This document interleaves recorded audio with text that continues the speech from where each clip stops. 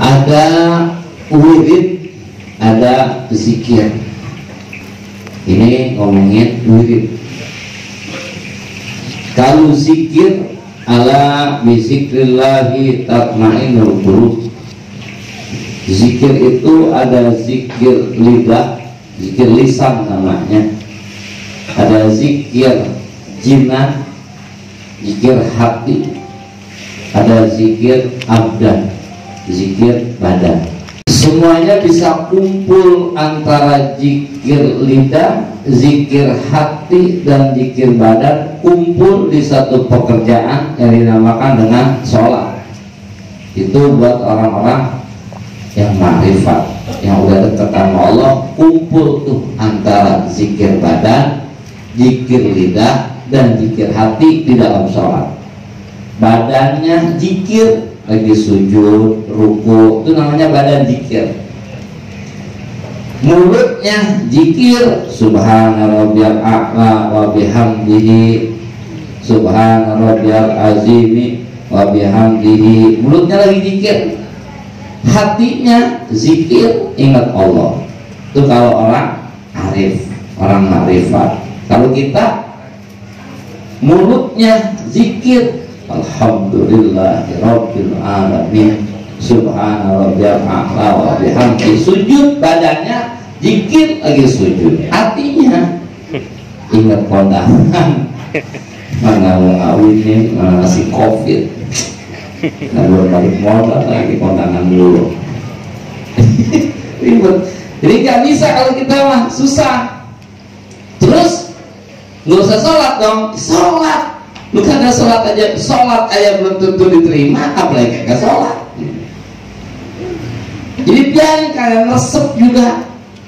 Itu namanya zikir. Nah, di antara zikir lisan, ada 9 zikir lisan. Ini buat kelas kita pakai yang 9, di antara yang 9. Gak usah pakai hijiban gitu.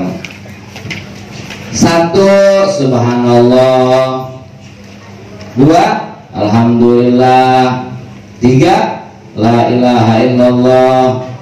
4, Allahu akbar. 5, la haula wa la quwata illa billahil aliyil azim. 6, istighfar. 7, sholawat. 8, baca Quran. 9, baca doa. Itu zikir lidah. Sehingga doa pun zikir. Kita ingat kita lagi susah kalau lagi ngedoa. Kita ingat butuh sama Allah Ta'ala itu kalau lagi ngedoa. Kalau lagi ngedoa enggak. Apalagi udah mepet, motor ke 3 bulan gak bayar, paketan udah habis semua, dipakai anak online. Bini mau sesa, 2 hari lagi kontrakan belum bayar, kerja dipecat. Terus kita ngedoa, cepat itu ijabahnya. Kenapa cepat ijabah? Bahwa kita udah merasa la haula wala quwata illa billahil aliyil azim, udah merengek kita ngedoa. Beda dengan ngedoa orang kaya, ngedoa orang susah. Kalau orang susah ngedoanya serius. Tapi kalau Ustaz tanya itu balik. Kalau ngedoa ada orang kaya lama, kalau ngedoa ada orang susah sebentar.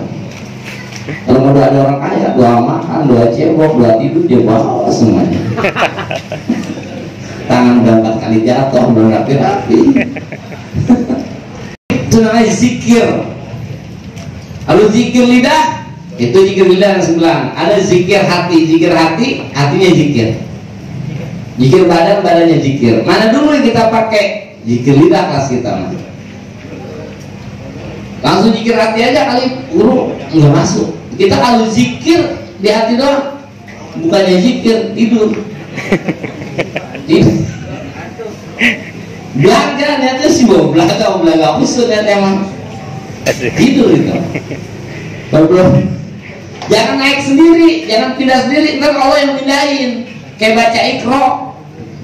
Kalau baca Iqra pindah, jangan pindah sendiri, biar guru yang pindahin. Udah pantas belum dipindah? Oh pantas, pindahin naik Iqra 2. Tepat sebelah nih, udah naik ikro 3, ntar lancar. Tapi kalau ngaji ikro, guru belum minta udah langsung ikro 3. Nah soalnya bukannya beres, justru nggak beres. Sama ketika kita zikir, buat kelas kita mah zikirnya zikir lidah aja dulu, nggak usah ke zikir hati, jangan pengen naik sendiri. Zikir lidah aja terus ya, zikir lidah. Nggak masuk ke hati guru, biarin, baca aja, suarain kita mah. Allahu Akbar, Allahu Akbar, Allahu Akbar. Tapi bener bacanya, apalagi kalau di sholat. Ilahi ya Rabbi anta maulana, subhanallah, banallah, banallah, banallah, banallah, banallah, banallah. Apaan banallah, banallah ini? Habis imamnya mau kondangan. Itu masih syukur, masih baca. Cuma ya bukan subhanallah, jadinya banallah, banallah, banallah, banallah. Alhamdulillah, alhamdulillah. Enggak, ini di kampung kita begitu enggak? Ini alhamdulillah.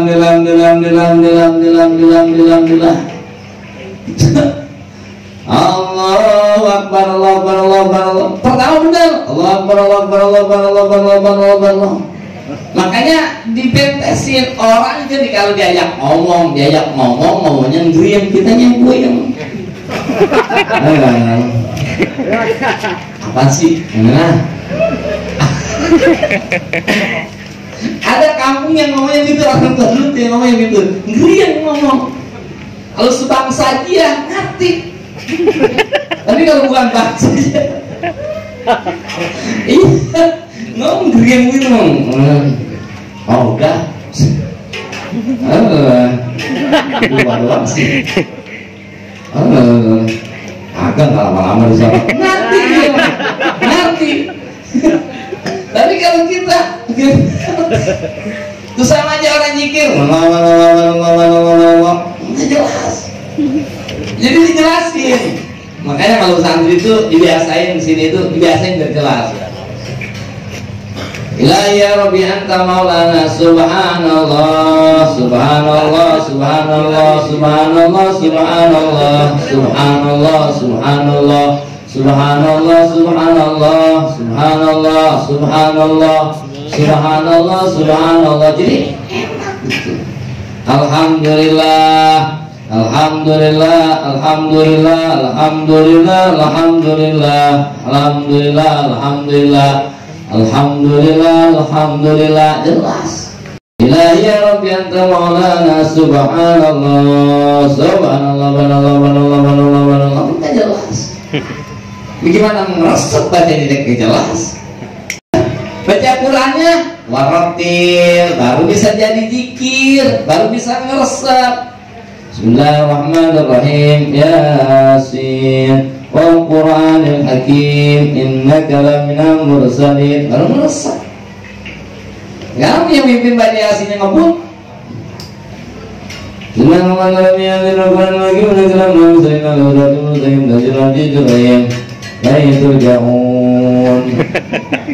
Enak, berapa aja ini. Jadi nggak bisa ngeresep kalau kagak jelas, jelasin dulu, kan ngeresep. Tapi udah dijelasin guru udah subhanallah, subhanallah, subhanallah, subhanallah. Udah begitu tapi belum resep juga hati. Biarin, baca aja. Yang resep terusin aja. Nggak apa-apa, nggak apa-apa. Orang gila juga kalau baru mulai gila ngomong mulu. Iya, jarang gila baru pasti ngoceh mulu. Wah ngoceh berarti gila baru tuh. Ya. Jadi gampang nandain orang gila baru, apa lama gampang kalau masih ngoceh mulu. Oh gilanya baru berarti. Tapi kalau gilanya udah parah, gimana ada orang gila ulama masih ngomong aja? Nah ada, nunduk aja mah. Nunduk aja. Tapi ada. Sama gitu aja kalau orang wirid udah lama, udah nggak rame aja mak, diam aja, bisik aja, terus dia masak. Jadi nggak bisa orang kejikir hati kalau nggak jikir lidah dulu zikirnya, ntar baru masuk ke jikir hati. Nah, itu namanya zikir. Terbatas kalau zikir itu. Alladzina yazkurunallaha qiyaman wa qu'udan, berdiri, wa qu'udan, duduk, wa ala junubihim, berbaring. Bebas zikir mah, tapi kalimatnya tertentu. Kalau zikir nggak bisa kalimat yang lain kita pakai, nggak bisa. Beda dengan wirid. Nah, ini kan sini dikatakan la yastakiru al wirda, wirid. Kalau wirid itu adalah apa? Wirid itu, wirid itu segala pekerjaan baik, al a'malu sholihah allati tu'maru biha awqat, amal soleh yang terus menerus kita lakukan, itu namanya wirid. Tiap bulan dia ngaji, minggu pertama ngaji terus dia ngaji, nggak pernah alfa, itu namanya wirid. Tiap hari minggu dia ada pengajian, tiap minggu ngaji, itu namanya wirid. Tiap Senin dia puasa, wirid. Tiap waktu duha dia sholat duha, wirid namanya. Tiap habis Jumat dia selalu kulit tuh bawa makanan, wirid namanya. Tiap sholat habis sholat isya dia selalu witir, wirid namanya. Jadi wirid itu umum. Ada pekerjaannya yang bentuknya sholat, ada yang bentuknya puasa, ada yang bentuknya ngaji, ada yang bentuknya sedekah, ada yang bentuknya baca Quran, itu namanya wirid. Ntar hasilnya warid, tumpahnya namanya tuh. Tiap hari dia pergi ke kantor, ke pabrik, wirid namanya. Tiap hari dia ke pabrik, wirid namanya. Terakhir bulan dapat gajian, warid namanya. Jangan pernah berharap dapat warid kalau nggak pernah wirid. Jangan pernah berharap dapat gaji kalau kagak pernah kerja. Jangan berharap dapat warid kalau misalnya kagak ada wirid. Dan warid itu beda-beda. Maka kalau ada orang yang menghinakan warid, menghinakan wirid, ngaji mulu, ngapain ngaji mulu, jadi kayak kagak. Lu kerja mulu kayak kagak, ngapain kerja? Ngaji mah yang dekat aja, apa yang jauh udah ngaji yang dekat udah banyak. Lu belanja, emang warung dekat banyak, yang doang mulu. Udah apa yang ini nomor belanja tuh warung sebelah aja belanja. Kalau orang ngaji jalan dikit ngomongnya, belanja aja cuma jauh dulu. Kata ngaji mah ngaji mulu kayak kagak. Orang ngaji lagi nyari duit. Kalau orang ngaji lagi nyari duit tuh kagak dikatakan kayak pantas. Kalau dia tuh kerja mulu kayak kagak, ya itu pantas dia begitu. Kerja mulu kayak kagak, pantas yang dia mah kerja nyari duit. Orang ngaji bawa kaya, ngaji mulu kayak kagak. Lu udah nggak jadi kiai mah, lu bangkat. Ketuaan. Ngaji mah bukan pengen jadi kiai, ngaji mah biar bener, ngaji mah biar supaya hidup benar. Artinya hidup itu adalah satu perjalanan menuju akhirat. Namanya perjalanan, kita butuh penunjuk arah, butuh apa namanya, map ya, PJS apa namanya, GPS, PJS mah sakit ya. Namanya orang menempuh, kita belum pernah ke Solo, belum pernah. Yang di samping kiri belum pernah, belum. Yang belakang belum, sopir belum. Maka butuh petunjuk arah yang bisa menyelamatkan kita sampai tujuan. Ini hidup adalah perjalanan menuju ke akhirat. Dan jujur, kita belum pernah ada yang sampai ke akhirat. Dan belum ada yang pernah. Ini belum pernah ada yang ke akhirat loh. Nah, karena kita belum pernah ada yang ke akhirat, belum ada yang tahu nih kita nih, maka kita butuh petunjuk arah, namanya GPS. Sebab perjalanan ke Solo kita belum tahu, butuh petunjuk arah, banyak perapatan, banyak pertigaan. Kalau kita salah belok, takutnya muternya nyampe-nyampe. Nah, saat perjalanan menuju ke akhirat, banyak perapatan, banyak godaan, banyak rintangan. Bukan nggak nyampe, nyampe mah nyampe, cuma takut nggak selamat doang.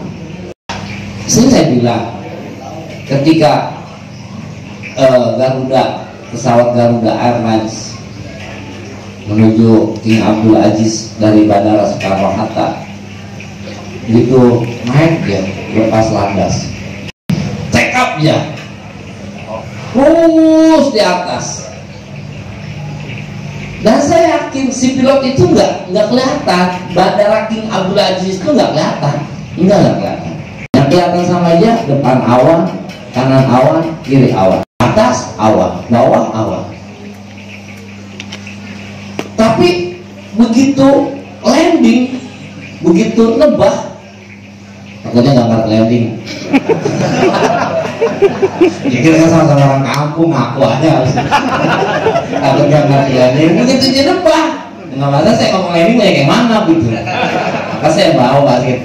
Begitu dia nebah, paham baru. Pas, nggak kelewatan, nggak kurang, nggak ke kanan, nggak ke kiri. Ada apa ini? Udah ada atas nggak kelihatan. Kita begitu kita lepas landas dari masa balik, sus lepas landas kita dari masa balik menuju kematian, namanya itu tujuan. Apa ada yang udah yakin ntar mati bawa iman, mati masuk surga, mati lewat jebak sirat selamat, dihisaban enteng? Nggak ada yang yakin, udah nggak ada yang yakin, semuanya hampa, semuanya waktu.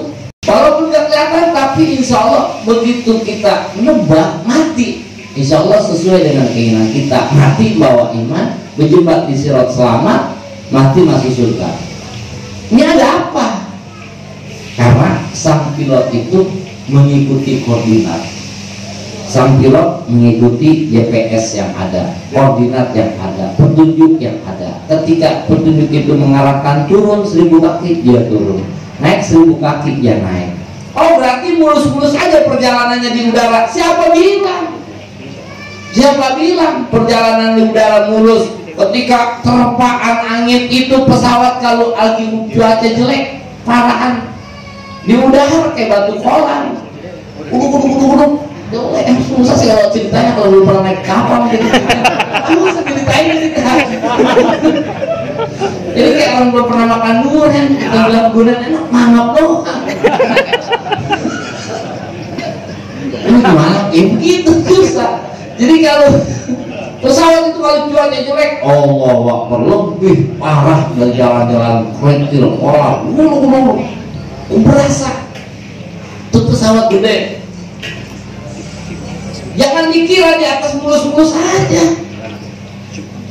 Diterpa dari angin sebelah barat, dia ikut ke barat, tapi dia nggak tahu bawa arus, dia balik lagi ke arah timur. Diterpa dari timur, dia ikutin tuh ke arah timur, tapi setelah nggak ada, dia balik lagi ke barat. Diterpa dari bawah, dia naik ke atas, tapi setelah selesai dia turun lagi ke bawah. Koordinat dia pernah tidak tinggalkan. Kalau kita ninggalin koordinat, ya Sukhoi. Ya Sukhoi. Kenapa Sukhoi? Karena dia lepas dari koordinat. Disuruh naik, dia turun 1000 kaki ke bawah. Maka ya gitu Sukhoi. Orang Austria itu sampai sekarang masih benci sama Indonesia gara-gara Sukhoi. Kalau mereka bilang, kenapa sih orang Indonesia nggak bilang kalau di Indonesia itu ada salak segede gunung? Coba mereka bilang ada salak segede gunung, saya hati-hati. Di Indonesia doang ada salak segede gunung, tempat lain nggak ada.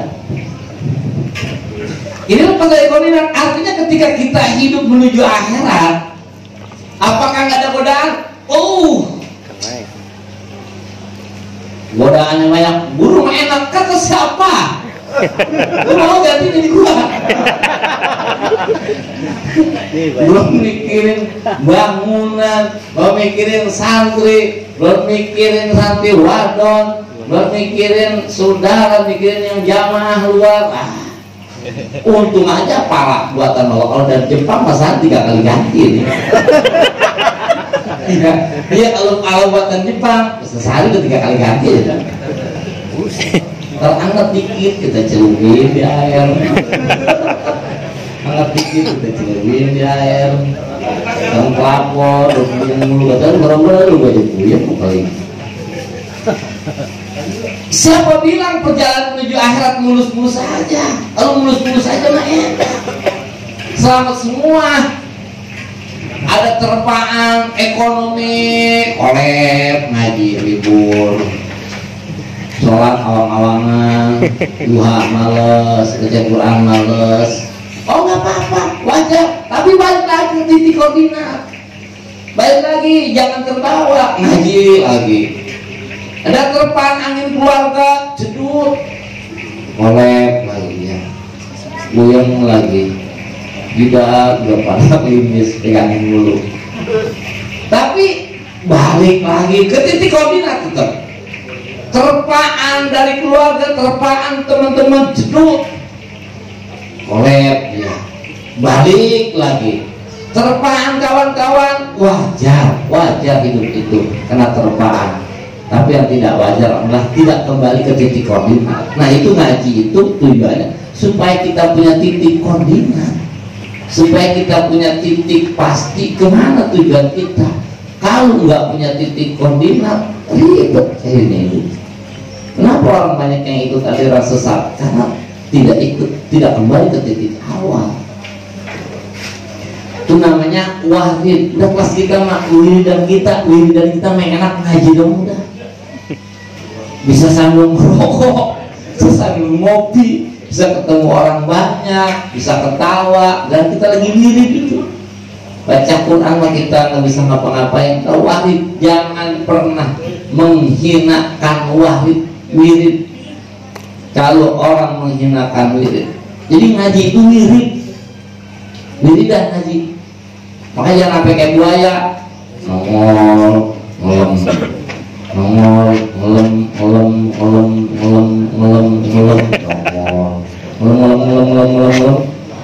lagi. Udah penutupan ngelem semuanya.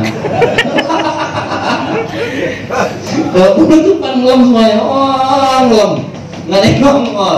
Gitu pembukaan nongol lagi. Dan kayak buaya. Ngaji mirip biar mirip. Kalau peribahasa mah, peribahasa Sunda ngaji caracak ninggang batu laung-laung jadi logok. Air setetes demi setetes dibanding batu lama-lama jadi logok. Pertanyaannya adalah seberapa kuat sih tenaga air setetes? Seberapa kuat tenaga air setetes? Dan pertanyaan yang kedua, seberapa empuk batu? Seberapa lembek batu? Tenaga air yang segitu setetes nggak ada tenaganya dengan batu yang segitu kerasnya, kok bisa bolong? Oh, karena terus menerus. Makanya dakwahnya ahabul amal adwamuha walau qalilan. Amal yang paling dicintai sama Allah yang terus menerus walaupun sedikit. Nggak banyak dia baca Quran, paling satu halaman, satu ayat, tapi tiap hari. Ya banyak dia mah kalau misalnya sholat duha paling 4 rakaat tapi tiap hari. Nah itu yang lebih cintai. Itu namanya wiridnya terus-terusan. Tapi sekali dituangin air seember, terus tanah merah, tanah dituangin air seember, tapi sebulan sekali nuanginnya, ya nggak bakalan lekuk. Hebat, keras tenaga satu ember.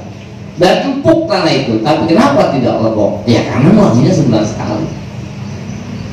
Ya wirid. Jadi jangan berpikir wirid itu adalah kudu duduk silang ada pengulang dengan tasbih. Wirid adalah pekerjaan baik yang terus menerus kita lakukan. Watan kafu biha al jawarih anil rukuk, tercegah tuh anggota kita daripada melaksanakan yang dibenci, melaksanakan yang dimakruhkan dengan adanya wirid. Kalau ngaji anggota badannya tercegah karena dia lagi baca Quran, anggota badannya jadi tercegah dari yang dibenci. Bi alla ya'tan bihi wala yudawid wajibu alaihi illa juhud. Tidaklah ada orang yang menghinakan wirid kecuali orang-orang yang bodoh dalam masalah agama. Terusin aja, terus ngaji. Saya nggak ngerti pakai ngaji.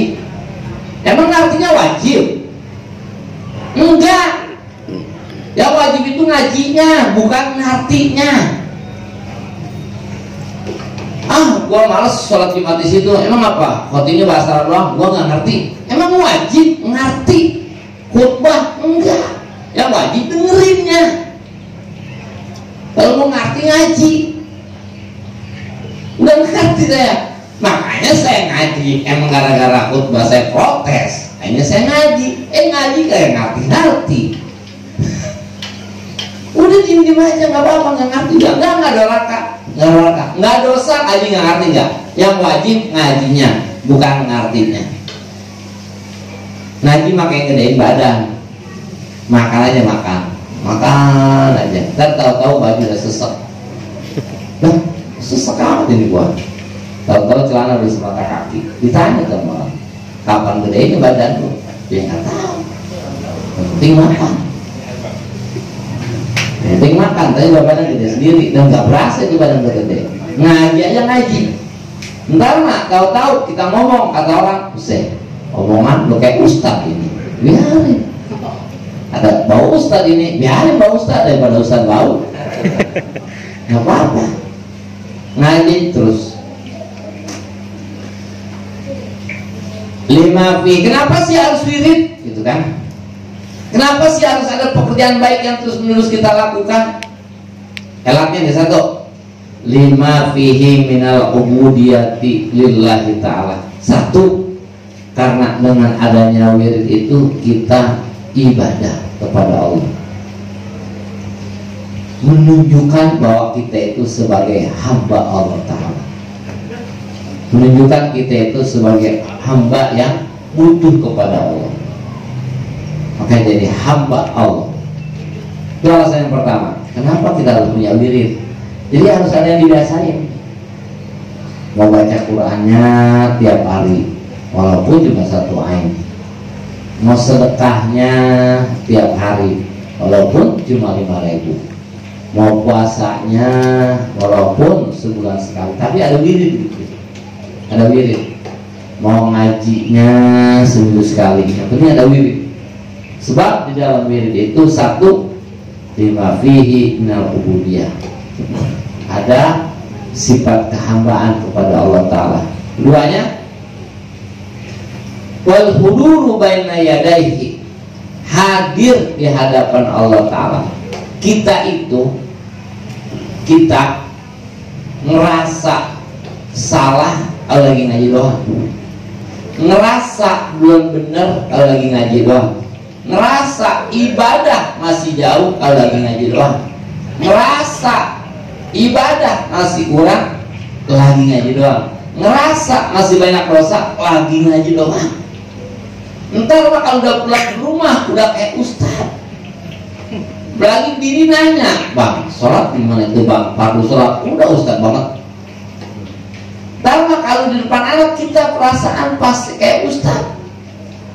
Tadi depan orang, di depan keluarga udah kayak kiai banget, udah nggak ada salahnya. Makanya bagaimana caranya supaya kita bisa ngerasa? Makanya ngaji. Ini ada seorang kiai, kayaknya pintar, majelis alimnya banyak, muridnya di mana-mana, semua orang pada tunduk sama tuh kiai. Ya, tapi kalau pulang ngaji diludahin sama bininya. Apalagi pulang malam dikit udah habis. Kata kiai yang lain, kiai sepuh, wali itu. Wali dari mana kiai? Orang bininya berapa begitu? Yang bikin dia jadi wali bininya. Yang bikin dia jadi wali bininya. Di depan muridnya dia merasa orang alim, di depan jamaahnya dia merasa orang hebat, di depan orang kaya yang suka memberi dia merasa orang yang hebat. Tapi di depan bininya lemah, dia merasa nggak punya apa-apa, merasa bukan kiai, masa kiai diludahin, merasa bukan kiai, merasa bukan orang alim, merasa bukan apa-apa. Di depan bininya, itu bini yang bikin dia jadi wali. Lu mau berdoain biar bini lu galak? Enggak, ya jadi nggak jadi wali juga, yang penting dia jangan kata kali sadari. Jadi orang inkisar tuh namanya, inkisar. Inkisar itu ketika orang tunduk di depan orang, dan ngerasa dia itu bukan apa-apa, ngerasa dia itu udah nggak punya ilmu, ngerasa dia nggak punya kekuatan, ngerasa dia nggak punya kehebatan. Di saat itulah dia inkisar, dan di saat itu kemudiannya naik ke Allah Ta'ala. Sayyidina Umar aja bini mah kalah, setan aja takut sama Sayyidina Umar, sama bini diem aja dalam ini. Karena orang mau ngadu tentang bininya galak, itu dulu aja. Orang mau ngadu sama Sayyidina Umar, masalahnya bininya ngomel mulu. Bini waduh itu ngomong mau ngadu sama Sayyidina Umar. Begitu mau ngadu sampai rumah Sayyidina Umar lalu ngomel sama bininya. Ya pada lu mau ngadu bini gua galak banget. Sayyidina Umar ngomel bininya. Setan takut sama Sayyidina Umar. Sayyidina Umar lagi wudhu, sorbannya digantungin, setan lewat nggak sorban Sayyidina Umar, balik lagi. Itu baru nggak sorbannya doang, apalagi kesamprogan di gang. Sayyidina Umar dari sono, setan dari sini kesamprogan sama Sayyidina Umar, balik. Tapi bininya balik lagi nih orang yang mau ngadu bininya. Sayyidina Umar lagi domain balik. Digoyong Sayyidina Umar. Bang, mana? Sini. Nah memang ini saya mau ngomongin bini saya ngomel mulu, terus bisa mengadu sama Sayyidina Umar, terus Sayyidina Umar kan ngomel mulu bininya, dia nggak jadi. Terus Sayyidina Umar ya udah sabar aja, dia nyuciin baju kita, dia masakin buat kita, dia nyuci baju kita, masakin buat kita, sabar aja. Berapa lama sih dia ngomel, itu udah capek dia. Dia ngomel. Makanya kalau kira-kira bini galak, perabotan ganti pakai plastik. Iya. Biar udah pecah. Iya, jadi kalau jam panik adem nggak ada salah. Mana yang mau? Kalau yang kompleng makan listrik. Kalau yang adem makan enggak. Jadi macam-macam intisar itu bagaimana caranya biar kita intisar biar ngerasa jadi hamba. Biar ngerasa jadi hamba. Hamba itu al-mutazallil wal khudu. Orang yang ngerasa hina dan rendah diri itu namanya hamba. Kalau kita ngaku hamba Allah, kalau sedekahnya 5.000 itu baru hamba Allah. Jadi masjid Pulang bin Pulang dengan alamat sekian, nomor rumah sekian, kalian tunjukkan dari 2.500.000. Sebutin namanya lengkap di masjid. 10 juta apalah kalau 10 juta jujurnya. Tapi kalau 5.000 dari hamba Allah 10.000. Ngaku hamba Allah kalau 10.000 sama 5.000. Sebenarnya hamba Allah itu adalah al-mutazallil wal khudu, yang ngerasa rendah diri dan ngerasa hina. Kartu kiai karena merasa rendah di depan bininya, habis udah nggak ada rasa kiai, nggak ada rasa orang hebat, nggak ada rasa orang alim, nggak ada rasa apa-apa, maka jadi wali. Orang modern memang gurunya sebenarnya mah Pak nih, kalau kita bocorin ya, nyuci kewajiban laki, masak kewajiban laki, nyari duit kewajiban laki. Ya itu kalau kita mau bocorin gitu nih, masak nyari duit itu kewajiban laki doang. Terus lalu ngapain? Waduh mah atuh doang kewajibannya, nurut apa kata laki. Nih kayak lagi nih, nyuci kewajiban laki, nyari duit kewajiban laki, masak kewajiban, ngurusin anak kewajiban laki. Itu kepala rumah tangga namanya. Terus saudara ngapain? Saudara mah atuh doang kewajibannya, nurut apa kata laki. Masak lo wajib, orang wajib nurut. Ya mbak, tampaknya barang kotor cuciin.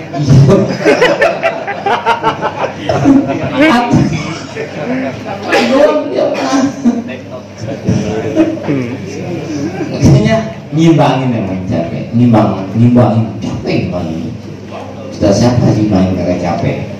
Makanya hidup itu harus ngimbangin sama anak, udah ngimbangin sama bini, udah ngimbangin semuanya, udah ngimbangin. Lu takut apa tuh bini? Bukannya takut, ngimbangin.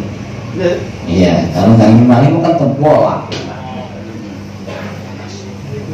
Satu, dua, tiga. Watana umi bizikrihi, menjadikan kenikmatan dengan menyebut nama Allah. Orang kalau udah cinta, man ahabba say'a kasura dzikruhu. Orang yang mencintai sesuatu bakalan banyak nyebut-nyebut namanya. Makanya kata bilang, kalau orang cinta sama Nabi sering baca selawat, karena dasarnya man ahabba say'a kasura dzikruhu. Orang yang cinta sesuatu pasti bakalan sering nyebutnya. Orang lagi demen banget sama motor, dina aja ngomongin motor. Pertama ngomongin handphone, ujungnya ngomongin motor. Orang lagi demen sama mobil, di mana aja ngomongin mobil. Pertama ngomongin rumah, ngomongin tanah, ujung-ujungnya ngomongin mobil. Orang demen sama sesuatu pasti sering nyebutnya. Ketika kita cinta kepada Allah Ta'ala, maka kasura zikru, kita akan sering menyebut nama Allah. Dan ketika menyebut nama Allah, di situ ada kenikmatan. 3.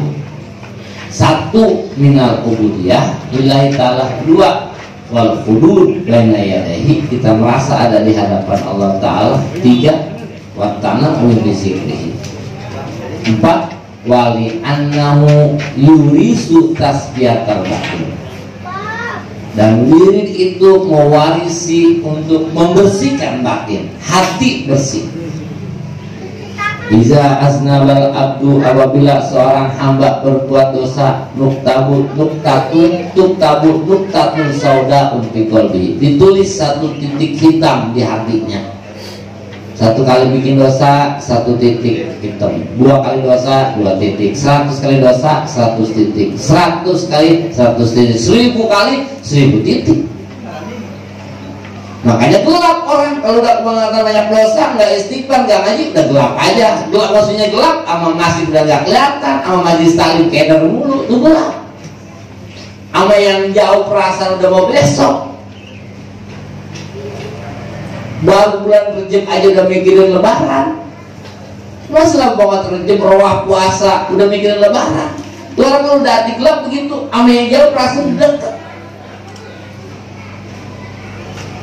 Nggak bedanya orang mati lampu, gelap rumah, tembok masih jauh, kita udah begini aja.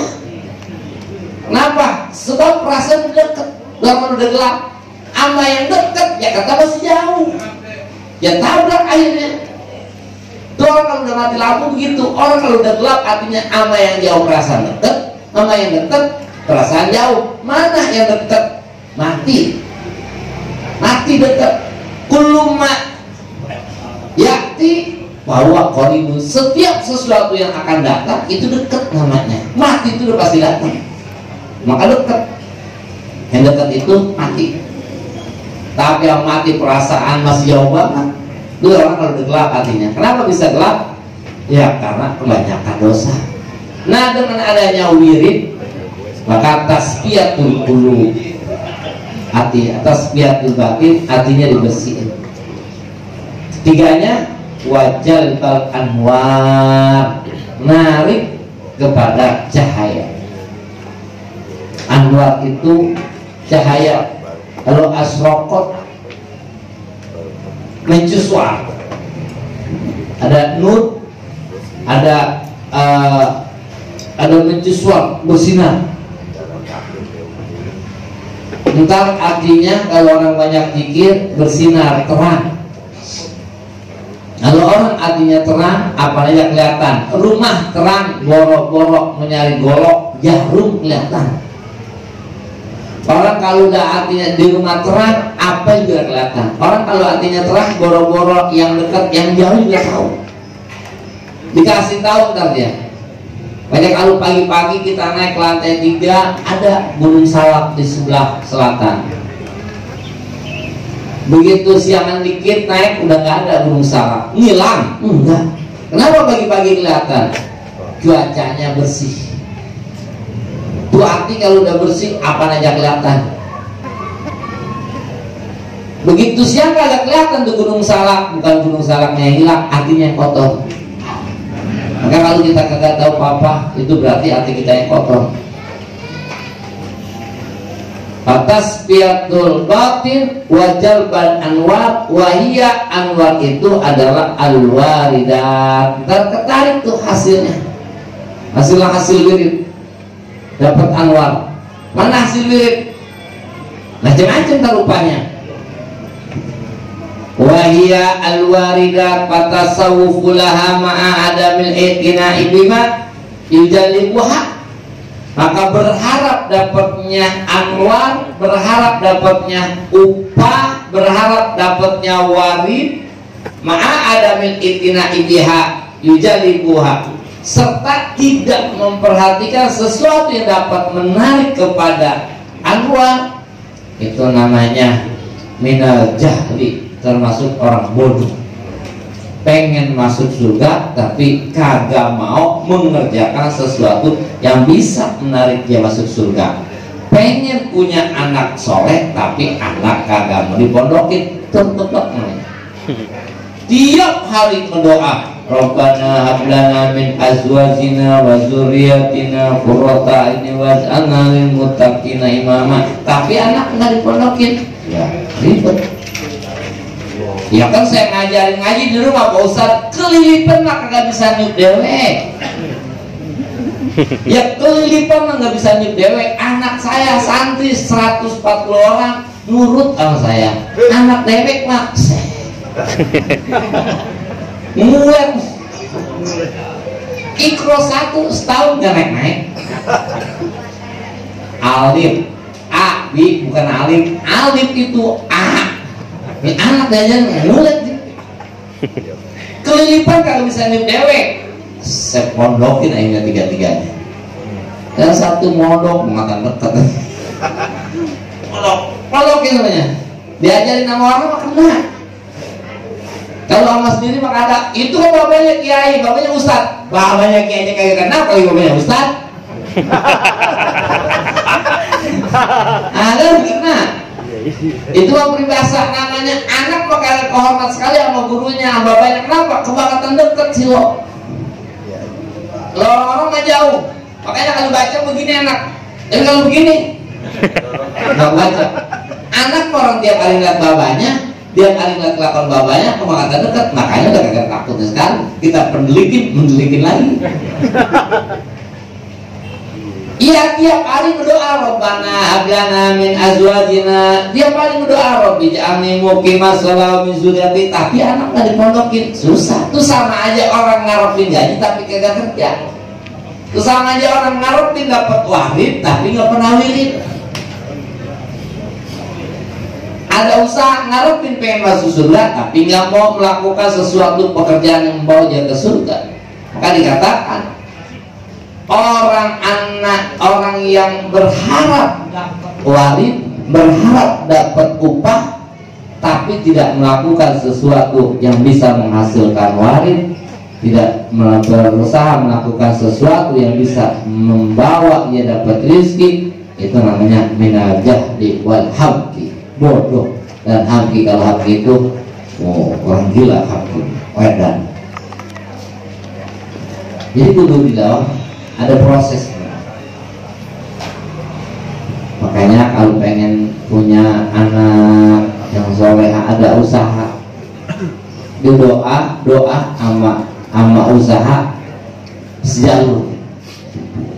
Anak mondok terus yang doa Rabbana hablana min azwajina wa zurriyatina, pantes. Tapi jangan muqimas shalah, pantes. Dia, karena dia ada usaha maka dia berdoa. Ya anak saya nggak Ustaz ngaji buat pokok, saya tanya di rumah kagak bisa apa sekali. Biarin, yang penting dia pondok. Saya aja di Sunda kagak pernah kursus bahasa Sunda, bisa Sunda. Nah yang pertama mah kaget saya datang ke Tasik tahun 90, lihat anak kecil umur 4 tahun, umur 3 tahun, umur 5 tahun ngomongnya Sunda semua. Kata saya, bisa-bisa amat dia bahasa Sunda. Kenapa? Karena emang tiap hari dia dengar Sunda. Kayaknya mendingan anak mondok daripada di rumah, apalagi sekarang online paket. beli paket, belajarnya sebentar, pakai main ya banyak.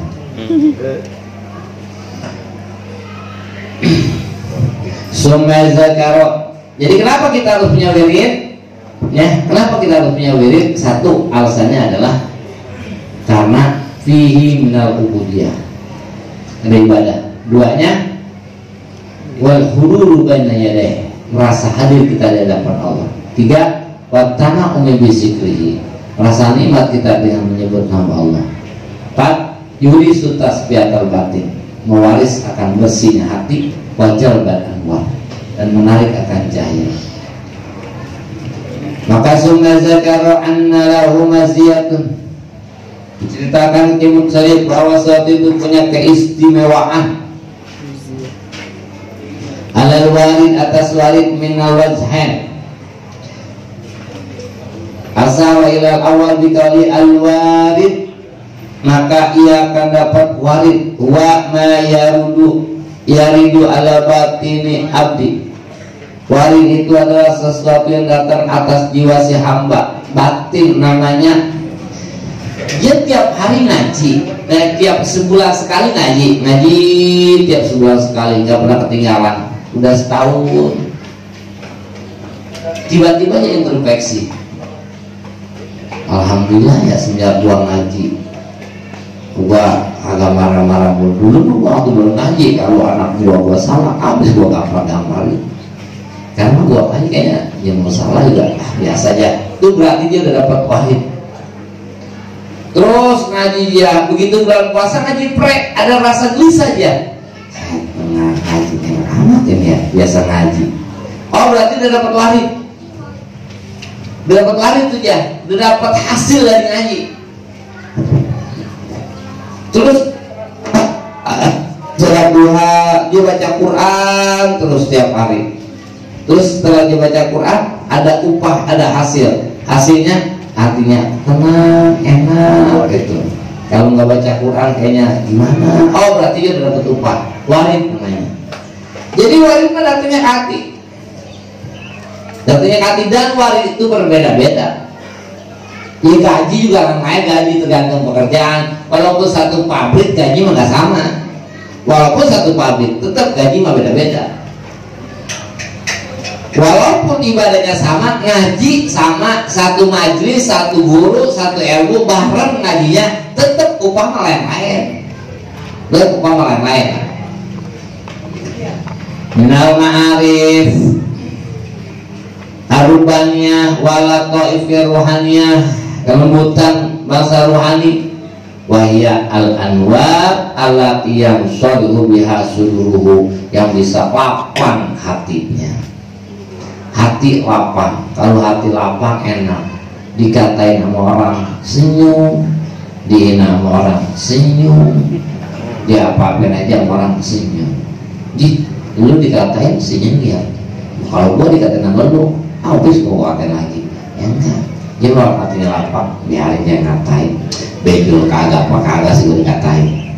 Maka kalau bisa dikatain gua benjol kali gimana? Kayak gitu nggak bisa ngatain, nggak emang digerakin sama Allah bisa ngatain. Coba kalau nggak digerakin sama Allah, orang-orang dia bisa ngatain. Jadi hebatnya nggak bisa. Adem, udah adem. Niat solih itu lega hati. Kayak gini ngaji lega, enak. Kayak gini ngaji lega, enak. Nah, kalau ada orang ini dikit amat orang, bukan orangnya dikit, tempatnya lega. Jadi kayak gak ada orang. Saya jam nggak punya masalah itu, nggak punya masalah dari mana. Artinya lega, dia mah bukan nggak punya masalah. Yang solihu namanya. Caranya biar lega, bagaimana guru? Itu kan? Ini orang punya anak 8, lakinya maju doang, bininya apa namanya emang nggak kemana-mana, tapi nggak pernah ngomongin buyang dia mah. Nggak pernah ngomongin kredit, nggak pernah ribut pusing gitu. Ada yang anaknya 1, lakinya kerja, bininya kerja, anak masih orok, tinggal di komplek perumahan mertua indah. Ya masih di rumah mertua, hanya di komplek mertua indah. Anak orang, laki kerja, ini kerja, tinggal di komplek perumahan mertua indah. Tapi kalau ngomong aja, ngomongin pusing mulu. Dikit-dikit ngomongin kredit, dikit-dikit ngomongin baju. Kayaknya ngomong-ngomong lu pada bahagia sekali. Ngomongin kurang mulu. Ada apa ini? Udah anak satu, tinggal laki kerja, bini kerja, tinggal di komplek perumahan mertua indah. Oh bukannya masalahnya banyak ya mak, hatinya sempit. Kalau hati sempit, masalah dikit jadi banyak. Kalau rumah sempit, orang kontrakan 2 kali 3 meter. Dama perabotannya cuma meja, dispenser, kompor, sama meja, sama kaca. Begitu kita masuk, perabotan lu banyak amat. Bukan perabotannya banyak, emang rumahnya sempit. Tapi kalau orangnya hatinya lega, itu namanya yang sholih. Walaupun masalah banyak, tapi kelihatannya kurang dikit. Orang dikit, kayak kita masuk ke Istiqlal, orang ada 200, kita masukin ke Istiqlal, kayak nggak ada orang. Orangnya dikit amat, bukan orangnya dikit, tempatnya lega. Nah sekarang pertanyaannya, bagaimana caranya biar hati lega, biar hati luas? Itu pertanyaannya. Oh gampang, gampangnya terima apa yang Allah bagi. Rizki mah nggak ketuker, milik mah nggak ketuker. Emang bukan rizki kita, boro-boro udah di piring, di mulut juga tumpah. Bukan rizki kita mah. Emang bukan milik kita, tetep nggak nyampe. Tukang dealer motor nggak bakalan salah nganterin motor. Dealer motor nggak bakalan salah nganterin motor. Walaupun motor udah diturunin, tinggal tanda tangan doang, naik lagi. Terima apa yang ditakdirkan sama Allah dan kudu yakin sesuatu yang diberikan sama Allah itu baik buat kita. Itu namanya biar lega hati. Kalau masih gak menerima, ya gak bakal bisa lega. Kalau masih gak menerima, gak bakal bisa lega. Begini amat gue ya. Masa segini doang, gak menerima tuh ya udah gak bisa lega. Kalau mau lega, ya terima apa takdir Allah, karena Allah tahu kebutuhan kita. Nggak mungkin anak SD mau pergi sekolah dikasih 100.000, yang kuliah dikasih 10.000, nggak mungkin. Itu emaknya, yang SD 10.000, yang SMP 20.000, yang SMA 50.000, yang kuliah 100.000. Itu emaknya yang bukan bikin anaknya, emaknya yang bukan bikin hati anaknya, tapi emaknya tahu seberapa kebutuhan si anak. Kenapa dibeda-bedain? Karena kebutuhannya beda. Apalagi Allah, Allah yang bikin kita, Allah yang bikin kebutuhan di kita, Allah yang bikin keimanan kita, Allah semuanya tahu tentang kita. Maka Allah bagi tuh sesuatu itu sesuai dengan kebutuhan kita. Kudu yakin ke situ. Nggak mungkin kurang, nggak mungkin lebih, emang udah lepas. Pas dengan kebutuhan kita, itu yang dibagi sama Allah. Jadi entar nggak misalnya kalau misalnya kita butuh mah digeroin. Anak SD biasa 10.000, emang yang ngomong mak, jadi lomba mah sekolah bayar mah 20.000, dikasih 30.000, 10.000 buat jajan, 20.000 buat bayar lomba. Nah, dede ikut final bayar 50, dikasih 60.000. 10.000 buat jajan, 60.000 buat lomba. Entar mah kalau kita butuh sambil rusak, alhamdulillah. Itu ngapa itu ngojek gampang banget, buat tahu-tahu dapat 600 aja. Pulang-pulang aja, bang, mesin mati orang. Mesin siapa? Ya mesin kita. Samyo, lo lihat mati, lompat tukang mesin. Kalau tukang mesin, wah, mau ganti bang, berduit 600. Pas itu namanya nggak biasa tuh, kita dapat segitu, ngapain dapat segini? Oh, asalnya merusak. Ini nggak biasa usaha lancar gini, tahu-tahu lancar. Oh, anak mau sakit, itu namanya kebutuhan. Belum minta udah dikasih. Bocah pergi sekolah jalan aja dewek, nggak minta duit, dikerokin mamanya. Sini, lu mau jajan, kasih kebutuhan. Jangan takut nggak dibagi, kebutuhan udah pasti dibagi. Artinya untuk kiat-kiat supaya hati lega itu kudu menerima apa yang dibagi sama Allah. Dan bagaimana caranya biar bisa terima apa dibagi Allah? Kudu yakin sama apa yang dibagi sama Allah, itu yang ngepas buat kita, itu yang bagus buat kita. Anak SD bukan emaknya nggak sanggup, anak SD dikasih 100.000, sanggup emaknya bagi 100.000 sama anak SD, cuma belum pantas. Minta ngosek-ngosek anak SD, mak dari mak 100.000, buat apa? Nggak mau 100.000, buat apa? Nggak mau pokoknya punya 100.000, nggak bakal dikasih. Bukan emaknya nggak punya duit, belum pantas anak SD minta 100.000. Ketika kita ngosek-ngosek minta jadi orang kaya, jadi susah mulu. Kita mau ngosek-ngosek mulu depan Allah pengen jadi orang kaya, tapi segini aja bawaannya. Agak mau nambah sekali, lu belum pantas ya.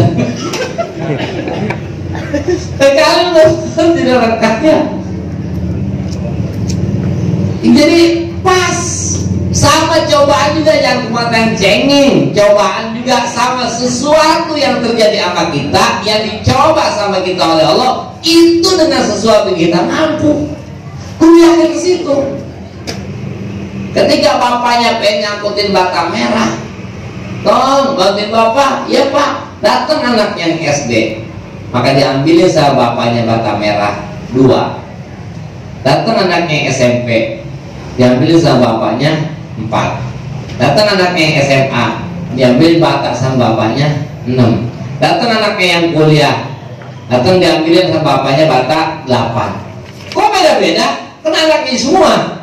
Si bapak tahu seberapa kuat tenaga si anak, dan nggak mungkin anak SD dikasih 8, yang kuliah dikasih 2. Makan goblok 2 pak. Itu bapak yang bukan bikin si anak, yang bukan bikin hati si anak, yang bukan bikin tenaga si anak, tapi dia punya perkiraan. Apalagi Allah yang bikin kita, yang bikin kebutuhan kita, yang bikin tenaga kita, yang bikin keimanan kita. Maka Allah tahu benar seberapa kuat keimanan lu. Udah rumah 2 aja tuh, rumah sakit 3 aja pereng aja. Apalagi gua kasih COVID gitu. Lu mau gue kasih meriang aja dikit, pantas aja. Nah ayo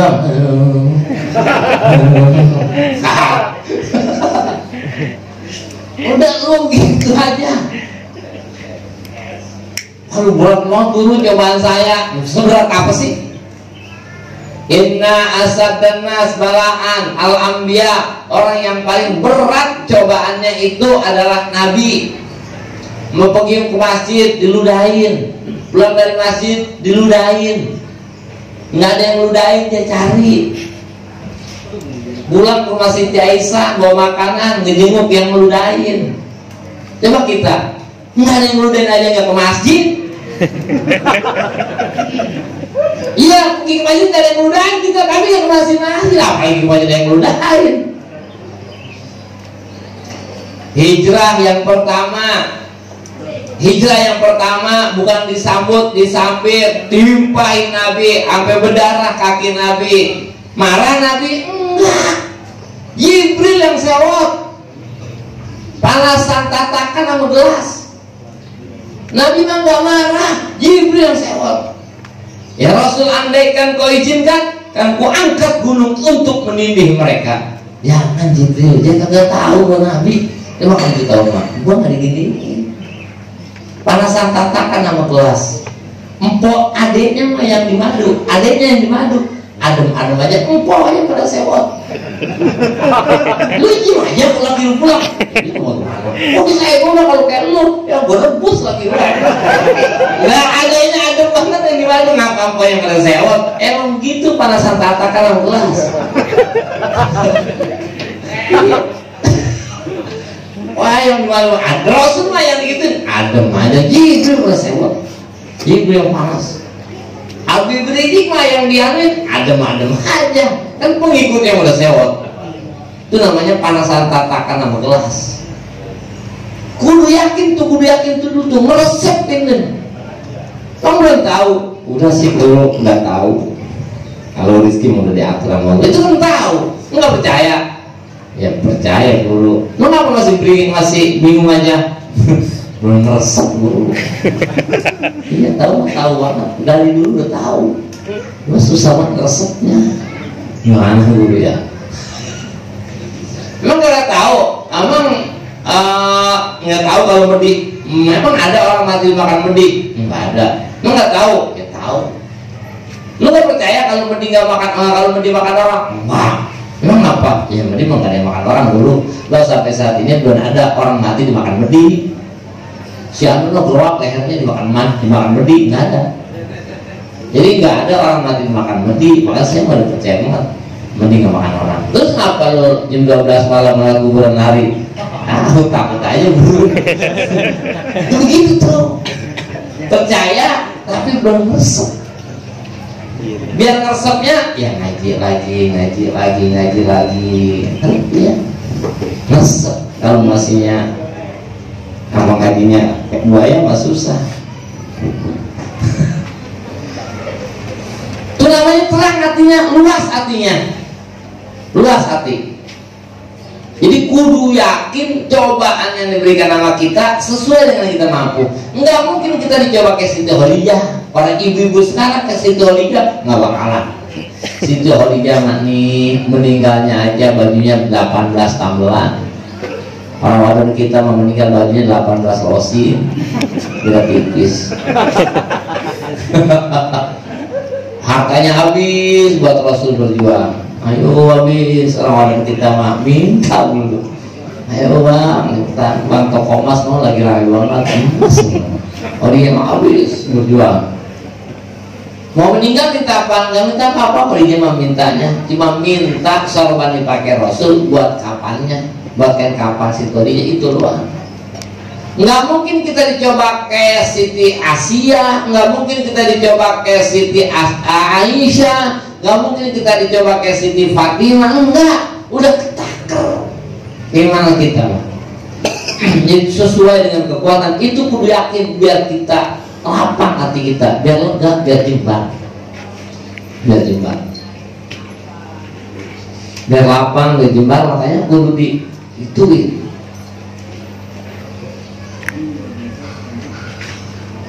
Wayan tasilu biha qalbu wayastaniru biha qalbu basirru. Lalu artinya udah lapang, artinya udah lega, terang hatinya.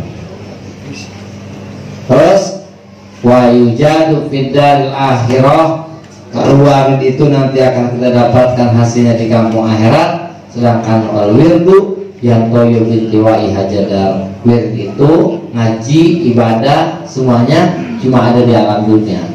Ngaji, baca Quran, ibadah semuanya itu cuma ada di alam dunia.